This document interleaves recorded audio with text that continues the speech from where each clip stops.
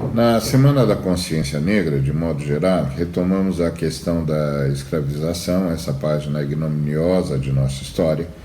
Também retomamos a questão da reparação ao trabalho escravo, que passa por políticas afirmativas, entre elas as cotas.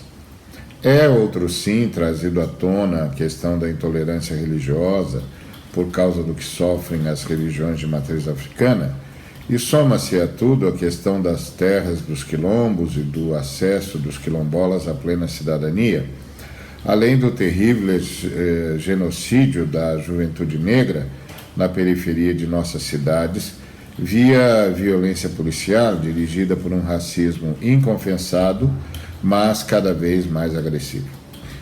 Todas estas questões têm de ser discutidas à exaustão. Contudo, temo que estejamos deixando de lado uma questão de fundo que nos levaria a discutir um elemento cultural absolutamente relevante: a negritude brasileira.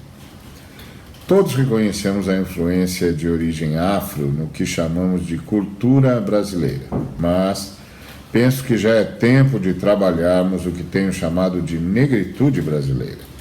Isto nos levaria a uma agenda propositiva, sem abandonarmos a agenda histórica. O que chamo de negritude brasileira é o conjunto de nossa contribuição para a formação da cultura brasileira. E acrescento, não há como negar a negritude brasileira como um fator denotativo da cultura nacional.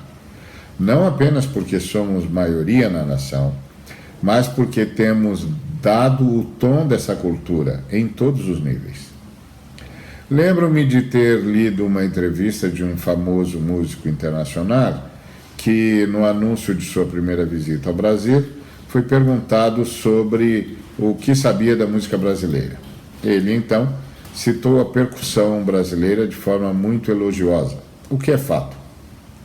Temos a influência dos vários tambores, como os da Bahia, recuperados por movimentos como o Ludum, ou tambores de Minas, retomados por Milton Nascimento, e, claro, a percussão carioca, conhecida mundialmente, e muitas outras expressões desse envolvente ritmo nas várias manifestações do folclore musical brasileiro.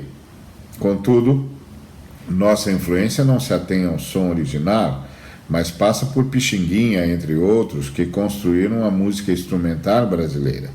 Passa por Cartola, Lupicínio e tantos outros que construíram a poética nacional. Passa pela culinária de forma marcante e definidora do que seja a gastronomia brasileira. A negritude brasileira passa por Machado de Assis, que contribuiu para dar forma à contribuição brasileira para a lusofonia. Passa por Lima Barreto, por Castro Alves, por José do Patrocínio, passa por autores, compositores, mestres e por atores como Grande Otelo e tantos outros em todos os matizes da construção da nacionalidade, seja na arte, seja na literatura. O Brasil é culturalmente uma nação afro-europeia com grande ênfase no elemento afro, que ganhou contornos específicos no Brasil. Aqui, por exemplo, se define a capoeira, surge religião, fruto de sincretismo. Por isso, urge trabalharmos o que tenho chamado de negritude brasileira. Por quê? Aqui, o termo afrodescendente não satisfaz. A negritude desenvolvida em solo brasileiro tem características que lhe concede peculiaridade, para não dizer exclusividade.